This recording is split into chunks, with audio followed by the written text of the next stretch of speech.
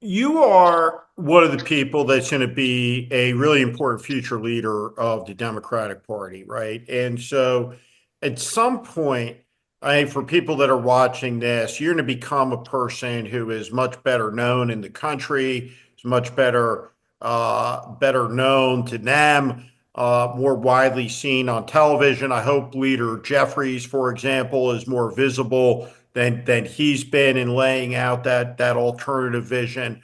Where do you think things sit right now? How do you observe them? Right? Donald Trump has won. It's not a landslide, but it is a sweep. It's a plurality victory, not a majority mandate, but it is a significant repudiation of the Democratic Party's case on a decade basis that Trump is an existential threat to all of these things that we Democrats stand in favor of that are of the utmost importance. It was just rejected wholesale by the country, I think for a bunch of different reasons. When you observe this moment, process it. 34 days out from Donald Trump raising his hand, taking the oath, the military aids with the nuclear football sliding away from Biden towards Donald Trump, all the powers of state back into Donald Trump's hand with a control of his party of the Senate, narrowly in the House, the courts, and nominating some of the most unqualified people emotionally, temperamentally, character-wise that we've ever seen nominated for office. Where are we, and how did we get here? That's a big question, Stephen. I'd be curious on your thoughts. I'll tell you where I think people are at. You know, there are a lot of places in America, a lot of communities in America that have seen stagnancy, decline, just a sense this country hasn't been working for them for 40, 50 years. I mean, politicians selling jobs offshore for the cheapest wages and highest profits. You drive through America and you go from town to town, and I know you've probably done this, and if there's a town that doesn't have a prison or a hospital, a lot of times it's just economically devastated. And then the most heartbreaking to me is when they say, oh, there used to be a manufacturing plant here, but now there's a prison, and that's where the economy is coming for a local community. People sensing that costs have gone up. You know, they look at a district like mine, $12 trillion in the coast in Silicon Valley, and they say, how can you have a country that's producing all this wealth and we're not participating and we're stagnant and America just doesn't seem to be working? And, you know, I think the core of Trump's message was very simple. I'm going to get America to win again. I'm going to get you to win again. I'm going to get you to move again. And of course, there's, in my view, not much substance there. I don't think he's going to revitalize Johnstown, Pennsylvania, or Galesburg, Illinois, or bring new industry or bring the new modern economy to people who have been struggling. But I think the way to counter him is, one, to show the hollowness of the actual vision that it's not getting America to move, and then to convey for us that we're actually the party that can bring together this country, business leaders, venture capitalists, labor leaders, community leaders, faith leaders, and give it a purpose of getting this country to move and win. And I really think it's about conveying to people that we get it, that there's this kind of stagnancy there, and that we have the vision to get them moving again, give their kids a shot again. And I think we're going to get that opportunity in 2026 and then again in 28. And I believe we've got a great bench of talent for the House, Senate, and presidency that's going to be succeeding in doing that.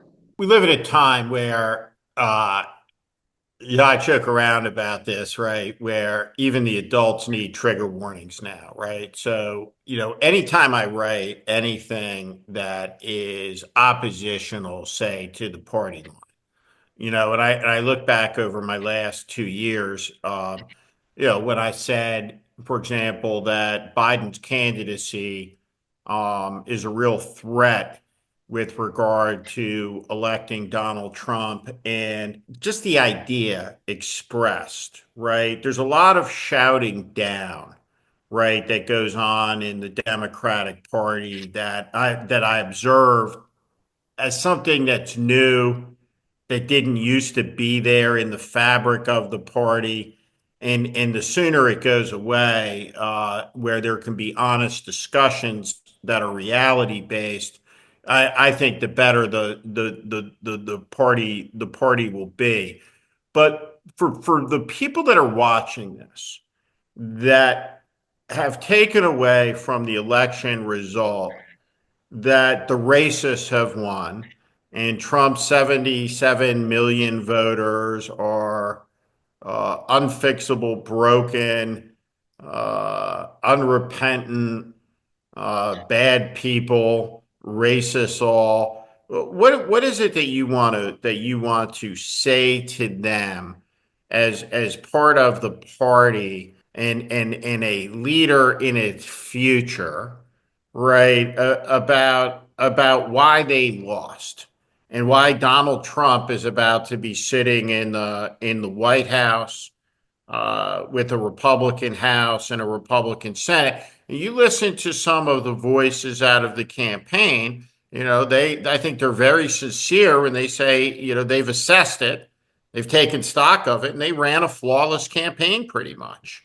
And and so, what would you say, right, beyond just a blanket indictment of the people who voted for Trump? Democrats lost because why? And something that has to change, that's specific, that the party does is what? First of all, I believe, Steve, that this is still a very decent country, open country, and the most open political system in the world. And I guess that's based on my experience. I'm the son of immigrants.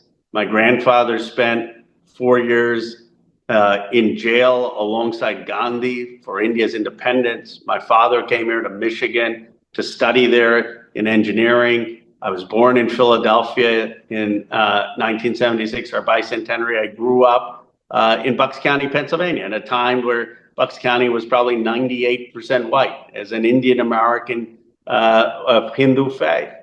And, the coach said I played Little League, even though I couldn't hit. And I had teachers who said, go publish a local Bucks County Courier Times. And we celebrated Christmas, and we also on my street celebrated Diwali because the neighbors were curious. And I had people who said, you can do anything in America.